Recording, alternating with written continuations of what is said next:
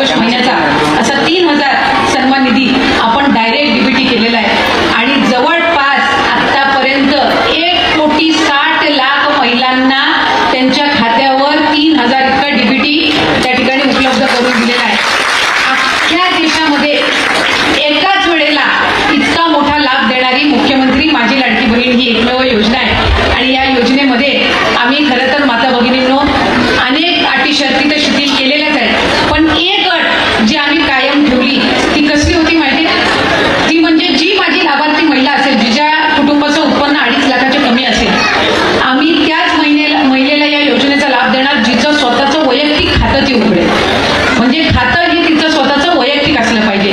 बऱ्याचशा माझ्या माता भगिनी अशा आहेत ज्यांचं अकाउंट, ज्यांचं बँकचं खातं त्यांच्या मिस्टरांसोबत किंवा भावासोबत जॉईंट अकाउंट होतं. त्या आम्हाला सुरुवातीला विचारायच्या की ताई आमचं जॉईंट अकाउंट आहे, काय फरक पडतो, तुम्ही आमच्या जॉईंट अकाउंटवर डीबीटी करा. आम्ही म्हटलं नाही. मुख्यमंत्री मोदयांच्या, एकनाथजी शिंदे साहेबांच्या, फडणवीस साहेबांच्या, अजितदादांच्या, सर्व मंत्रिमंडळातील सहकाऱ्यांच्या, आमच्या सगळ्यांची ही इच्छा आहे की लाभ हा त्या महिलेच्या खात्यावरच गेला पाहिजे. अकाउंट जर जॉईंट असेल तर सकाळी तुम्हाला पैसे डीबीटी झाल्याचा मेसेज येईल, संध्याकाळी सगळ्या माझ्या माता भगिनी उत्सुक बँकेमधनं तो सन्मान निधी विड्रॉ करायला जातील. संध्याकाळी विड्रॉ करायला जाईपर्यंत जॉईंट अकाउंट मध्ये तो सन्मान निधी टिकेल काय? किती भरोसा आहे बघा. म्हणून आम्ही अट अशी ठेवली की त्या माता भगिनीचं स्वतःचं वैयक्तिक खातं असलं पाहिजे. तुम्ही मला सांगा, आता तुमच्यापैकी किती जणींना मुख्यमंत्री माझी लाडकी बहीणचा लाभ मिळाला? बहुतांशी सगळ्या 99% महिला. आता जेव्हा तुम्हाला पहिला मेसेज आला की तुमच्या खात्यामध्ये 3000 डीबीटी झाले, तुम्हाला आनंद झाला नक्की?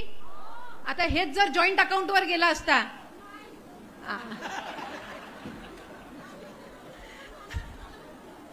म्हणजे खऱ्या अर्थानं आज आपण ही एक अट टाकली साहेब, पण त्यांच्या वैयक्तिक खात्यावर आज हा 1500चा सन्मान निधी द्यायचो.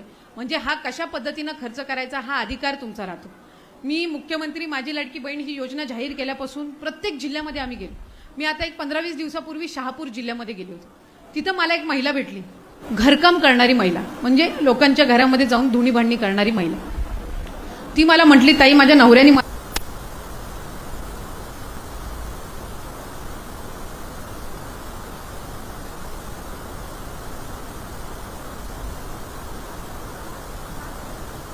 प्रत्येक घरातून 800-900 असे मिळतात, जेमतेम 3,500-4,000 हजार माझ्या हातात येतात.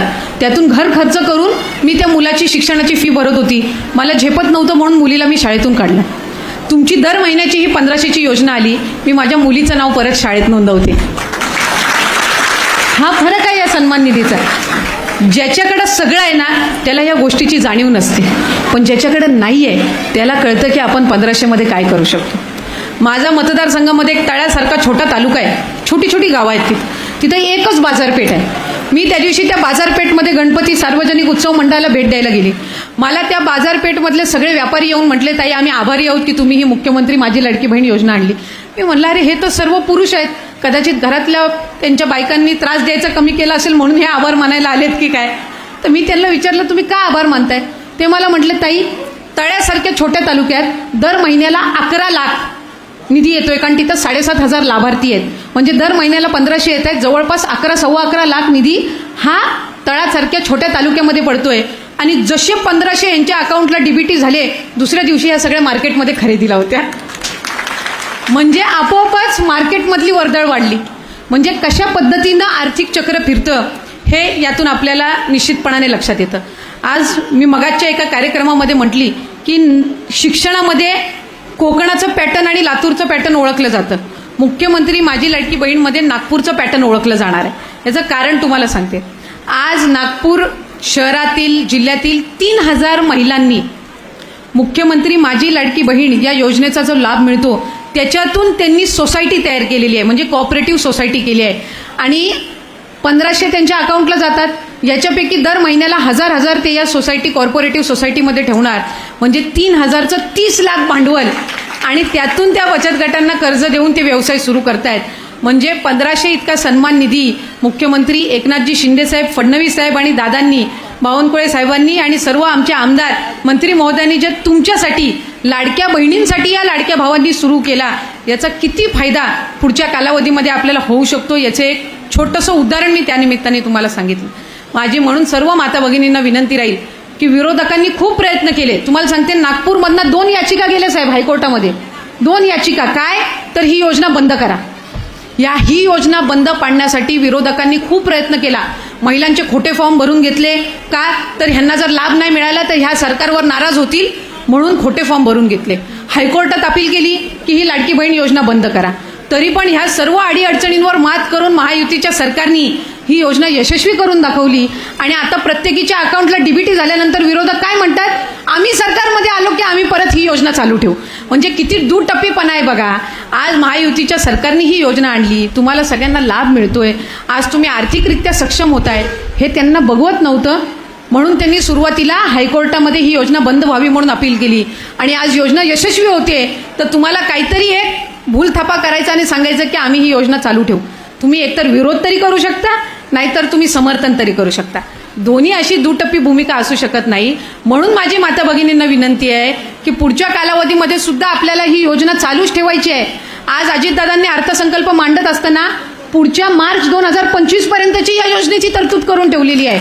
वर्षाला 43,000 कोटी या महायुतीच्या सरकारने, सन्मान्य मुख्यमंत्री आणि दोन्ही उपमुख्यमंत्र्यांनी आणलेल्या या योजनेसाठी 43,000 कोटीचा खर्च आहे. त्याची तयारी शासनाने ठेवलेली आहे.